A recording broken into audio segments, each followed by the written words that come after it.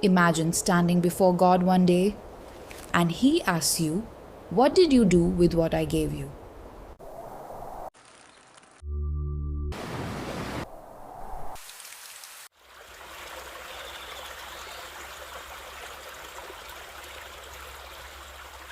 Have you ever considered caring for the environment as an act of worship?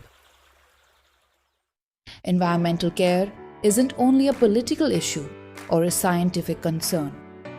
Long before climate change became a global conversation, the Bible already spoke about humanity's responsibility toward creation. So today, let's ask an important question.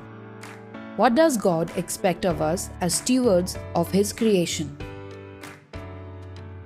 The story begins in Genesis 1:26 to 28, where God gives humanity dominion over the earth. At first glance, the word dominion might sound like permission to use the earth however we want.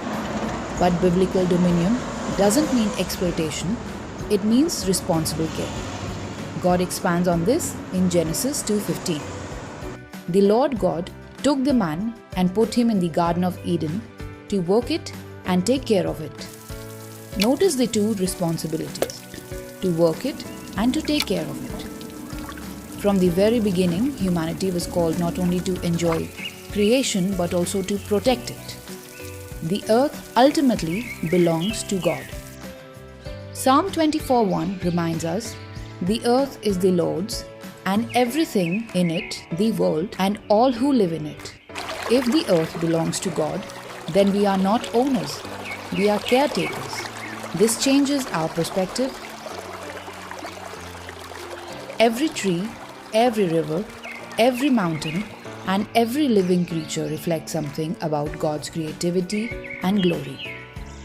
As Psalm 19:1 declares, "The heavens declare the glory of God, the skies proclaim the work of His hands." When we care for creation, we are caring for something that points people back to its Creator. Jesus also taught a principle that applies here. In Luke 16:10, He says, "Whoever can be trusted with very little can also be trusted with much." Faithfulness isn't measured only in the big moments, it can be seen in everyday choices. Choosing not to waste food, reducing unnecessary consumption, keeping our campuses clean, using resources wisely. These may seem like small actions, but stewardship has always been about faithfulness in the ordinary. As student leaders, people often watch our actions more closely than our words. If we preach that God is the Creator, our lives should reflect respect for His creation. Environmental stewardship isn't about worshipping nature. The Bible is clear. We worship the Creator, not creation, but because we love the Creator, we value what He has made.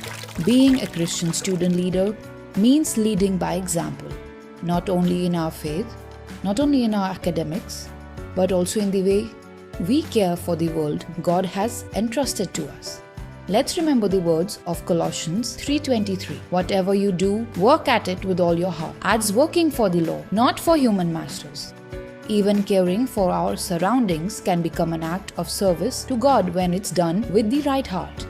So the next time you recycle, plant a tree, avoid wasting resources, or encourage others to care for creation, remember you're not simply helping the environment, you're faithfully stewarding something that ultimately belongs to God.